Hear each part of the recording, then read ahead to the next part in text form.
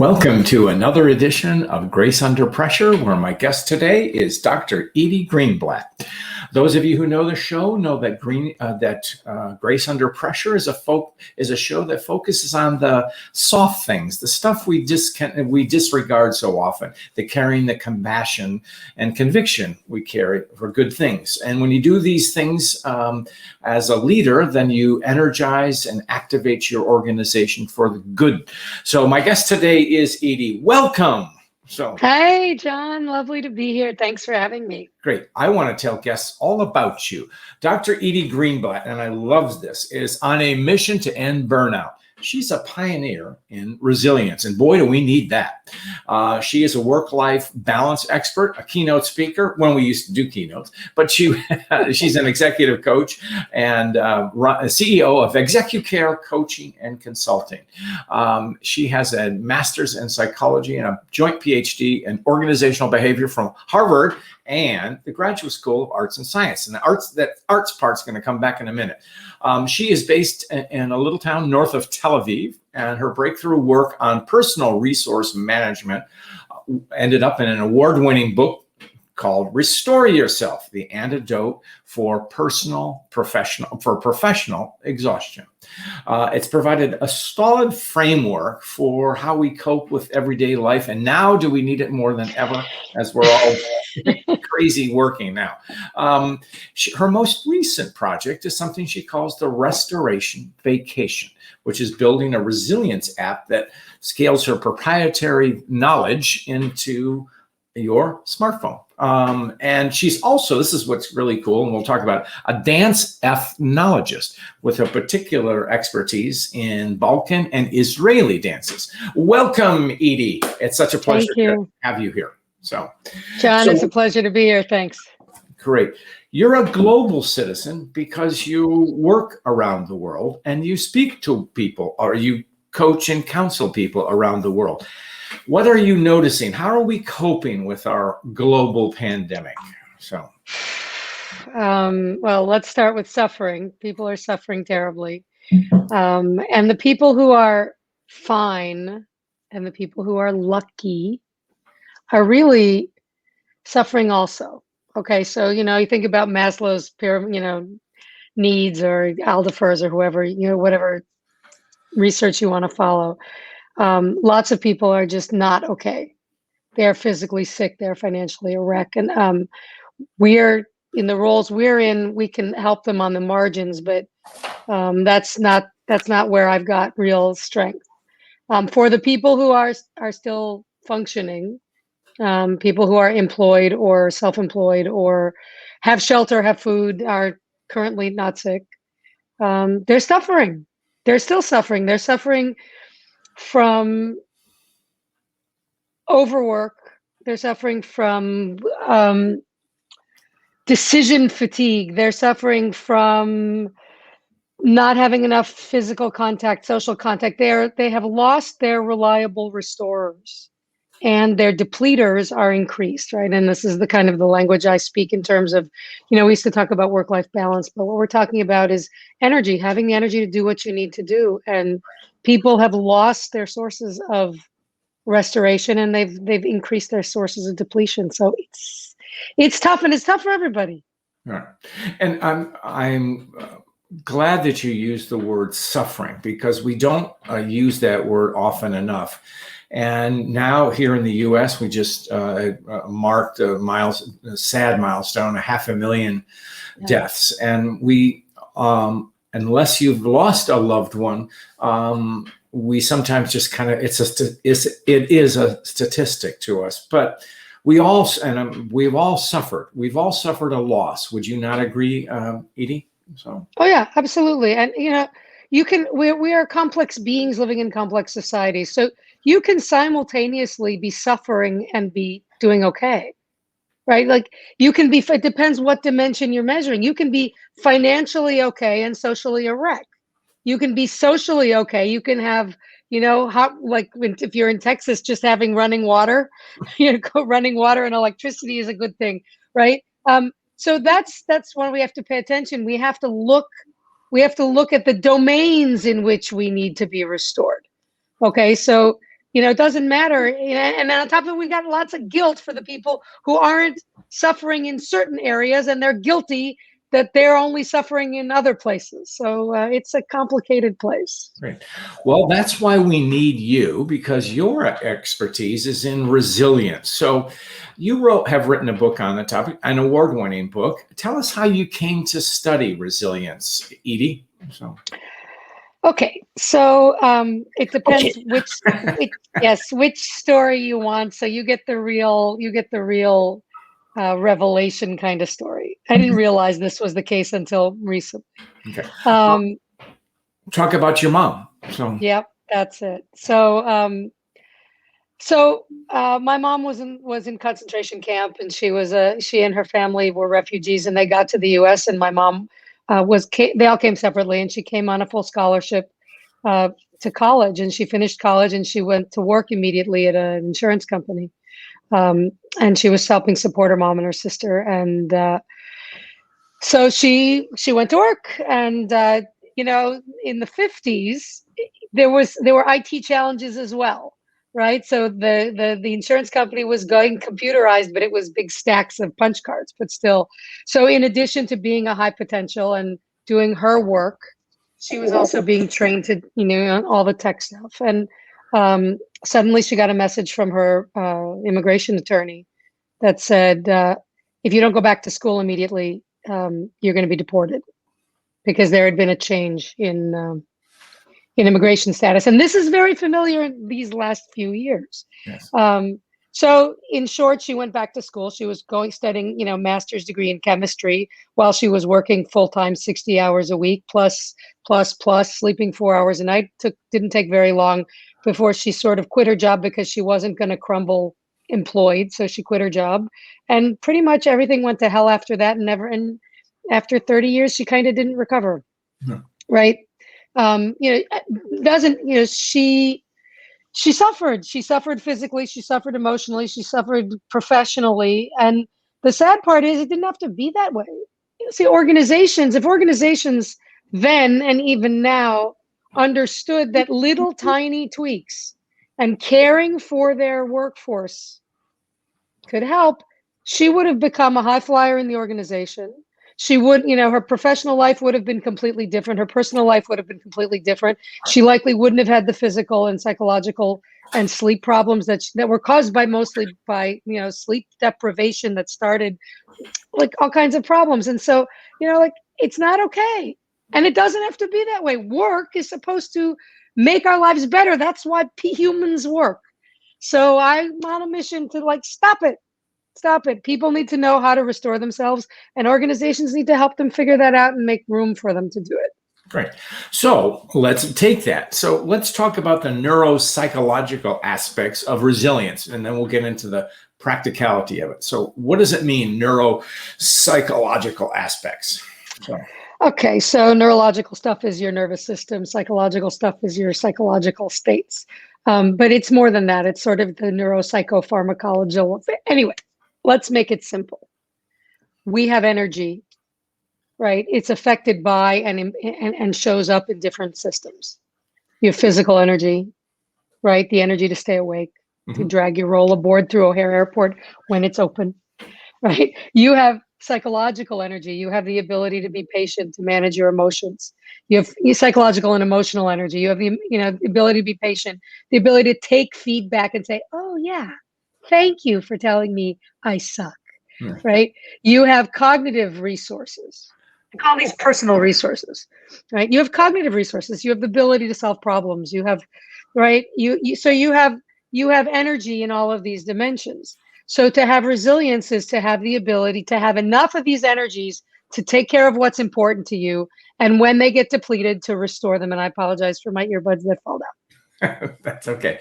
No, that's, I like the way you sketch it out, because as you position resilience, there are multi-factors that are factors that there's a cognitive, there's a psychological, there's a physicality to it, and all of those work together. So what's going on with our brain when we're feeling stressed, as we all are now? So stress, which is more properly called so there's eustress and distress, right? Eustress is the stress caused by good things, and distress is the stress caused by bad things. Colloquially, we talk about stress as distress. But in general, physiologically, stress is stress. So if you are nervous because you're getting married and it's all great, or you're suffering because you have too many decisions, or you don't know where your next meal is coming from, or you have to figure out how to manage the barking dog while you're on a job interview, while the water's dripping, while it's cold and your back hurts. Okay, stress as a physical manifestation. And finally, it's actually, stress is considered something that's actually medical, which is really important. So you have physical components. And then those physiological systems have an effect on how you respond to things emotionally, psychologically, right? So it's a broad, so the answer is stress is a depleter. It's depleting the energies, the personal energies, the resources that whatever personal resources you have, whether it's stressing your vitamin levels, or it's stressing your cognitive skills. So the idea is we have to find a way to reduce the behaviors and the conditions that are sucking the life out of us, and increase the behaviors and conditions and the situations that help us increase all of these dimensions. So what you are presenting is a holistic look at resilience, which is mind, body, spirit. So how do we renew our body? So I'm going to guess at that, but is it exercise? Is it eating right? Sleep? Basic things? So I have 3 musketeers of resilience I talk about. We need to know before we talk about the solutions. One is, let's see if I remember all 3, right? Cognitive load. Okay, the first one is it's behaviors and conditions that affect us, okay? So for example, a commute is a social tag. We say commuting is depleting, right? Shorter commutes are better. It's not true. Some people, like commutes, for some people, their commute is the most restorative time of the day. It's the only time they're alone. It's the only time they get to listen to music. The movement of the car on the road is soothing, okay? So behaviors and conditions. So the first thing we have to know is don't get stuck in social tags. But you need to look at the behaviors and conditions that affect you.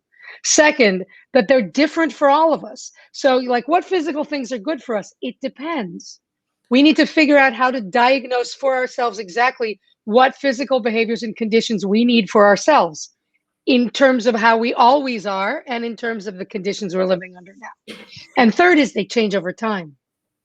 They change over time. So what you needed when you were working full-time, driving and commuting and blah, blah, blah is different from what you need when you're now sitting in front of Zoom. So we have to be careful because what we need changes. So what do we need physically? There are some things I call reliable restorers. Reliable restorers are things that usually restore most people, right? Because we're all different. The first one, the most important one, is sleep. Okay. And people say, well, food or exercise. No, sleep. Sleep. Because sleep raises the tide for everybody, for everything. Insufficient sleep, which is a pandemic itself in and of itself, right, causes everything to not work. It affects your cognitive abilities. It affects facial recognition. It affects your immune system. It affects your ability to be in emotional relationships. Everything. Right. So if you want like low-hanging fruit, go to bed. Right. I mean, sleep deprivation is a form of torture. So, I mean, that's kind of all you have to know. But, in our world, there are people maybe that have prided themselves on, I only need 4 hours of sleep. I can do it. And I think they're fooling themselves. Am I correct on that, Edy? Yeah. So the research shows that the percentage of people who biologically need 4 hours of sleep is lower than the percentage of people who've been hit by lightning. That's a low percent. Yeah. The average person, the recommendation of late is 8.5 to 9 hours of sleep opportunity per night. Sleep opportunity is time available that's in bed, asleep, done doing whatever you do in bed before you go to sleep.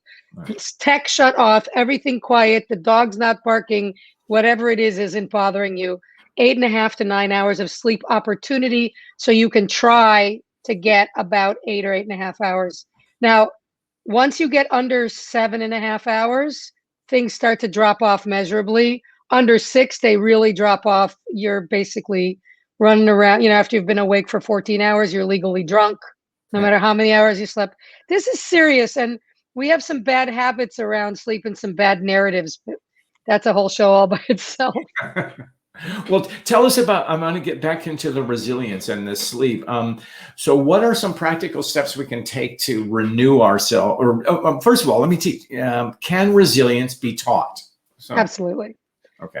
Yeah. This is okay. So there are people who have better immune systems or better nutrition or are, master meditators. And so they have control of their brains. Okay. There are people who are better, right?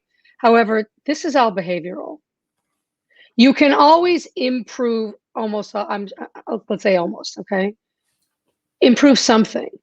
You can improve something physically, even if it's simply making sure you stay warm, right? If you're depleted and distracted by being cold, wear a sweater, right? I mean, like we don't think about think about people, when people outline depleting situations in their lives, they're like, the air conditioning in the office is too cold, and and my back hurts, and I keep getting interrupted, and I have imposter syndrome. Okay, we can address those, right? If it's cognitive, how can we figure out when you can work? If we can't fix the actual behaviors and conditions, can we do strategic sequencing? Change when you do it, right? If physically you need something, if you can't get, like, the pool just reopened. Okay, I'm finally back in the water. I haven't been in the swimming pool in 5 months. I haven't been in the water in about 3 months. Okay. Now, what I get in terms of a profile of restoration from swimming laps is not easily substituted. Okay. So in a lockdown, I actually have to spend 3 or 4 hours doing various restorative things to get the same punch as I get from going to the pool and swimming 45 minutes. Right. So there's always something we can do. That's really about sort of the two major things. You need to know exactly the behaviors and conditions that restore and deplete you. And it's about learning and practicing and getting some guidance. We talk about it in the book, right? And then doing it every day, like every day, every hour. You can say, well, I'm not okay. What do I need? What's depleting me? What could restore me? I like the idea that you're talking about the physicality, because my own statement about this is that we are all working cognitively and we forget our bodies. And that's why, but you have a unique perspective on this because you had a career in dance. So tell us how dance leads to resilience. What's the connection for you, and what can we learn from that mind-body connection? Well, one of the things that happened is I studied dance ethnology, dance anthropology, and the head of the program was Buckminster Fuller's daughter. And so we had one of the most extraordinary, interdisciplinary, thoughtful, challenging approaches to things, where we were introduced to concepts and kind of cross interdisciplinary integrations that were amazing. So it wasn't just, okay, dance, right? So in order to learn to dance, one has to pay attention to lots of things simultaneously. Okay, dancing isn't just physical.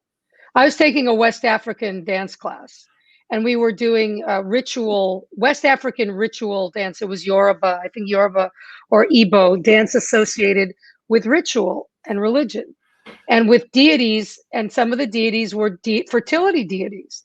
And we were basically said, okay, this is what happens when, also in Afro-Haitian dance, if you are mounted by a deity in a ritual, what people call possession, right? But if the drummer is playing the drum beat for the fertility god, and you have that rhythm, you have to dance the dance of that god. And those movements necessarily are rather sexually explicit. So here I am, a nice, not so publicly sexually explicit, nice Jewish girl, in at UCLA in the dance department in front of Buckminster Fuller's daughter, who's the head of the program with her big white ponytail looking like the great white mother. And she's asking me to, and the dance teacher is basically instructing us to do things that I wouldn't do alone in private.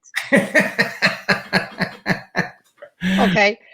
So what's the lesson? The lesson is we have to be willing to follow the lead and to go where we have to go, and it's not physical. Everything is not just physical. Dance is psychological and emotional, and I have to go past my own narratives, and I have to decide what is my role right now. Yeah. Right? If my role is to follow, and my role is to dance, and my role is to be the person who has embodied the fertility god, I have to disappear. I don't matter. My needs, everything doesn't matter.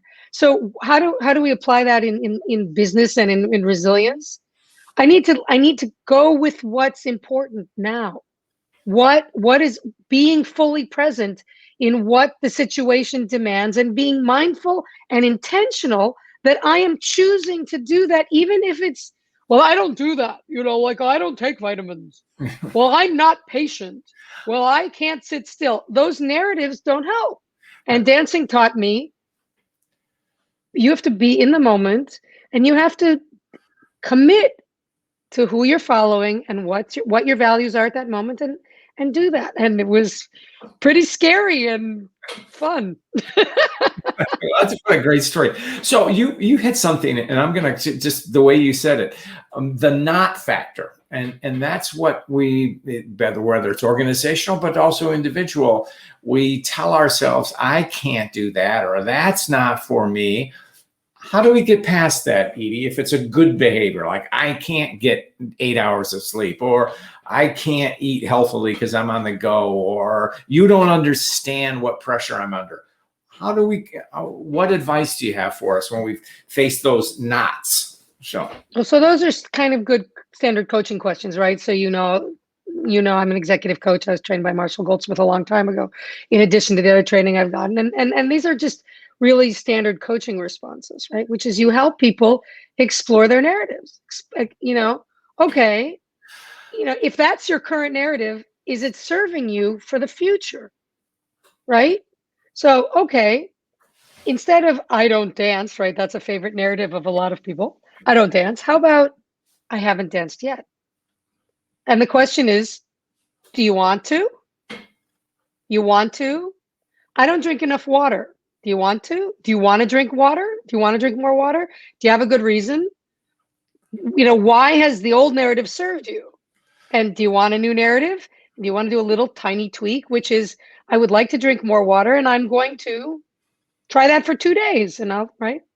Like little baby steps. Changing narratives is helpful, and getting a coach or getting a friend or getting someone to help you explore look, we're rational, right? We're rational. If you've been doing something and you're holding on to it, you've got a reason. Question is, do you want to revisit that reason? And do you have a new one that's good? Well, that's a very thing. And yes, we may have a reason, but I think it gets to the part of we're stuck and we may not even know anymore. Is that you must have encountered that too, Edy? Yeah. Yeah, right. We get stuck. So the question is, what do you usually do when you get stuck? So try to change. Well, well, for starters, you want to ask for help. Yes. Because usually when you're stuck, in my terms, in resilience terms, you're too depleted cognitively. You're below the line. So there are different levels of resilience, right? And there is a burnout level, okay? At the burnout level, right? So here you operate up here normally, and after a vacation, a restorative vacation, you operate here. And when you're running on fumes, you operate here, right? Mm-hmm. But when you get down here below the burnout level, what normally restored you stops restoring you. Okay. So a cup of coffee is not enough to keep you awake. You actually need, 2 nights sleep. And what depletes you is amplified. So, I say, your collar's crooked and you start crying. Okay. That's when you're below the line. Yeah. All right. Now, when you're below the line, you probably need to get some help because your normal toolkit's not working. You don't have the tool to get you back. So that's what happens. To me, that's stuck.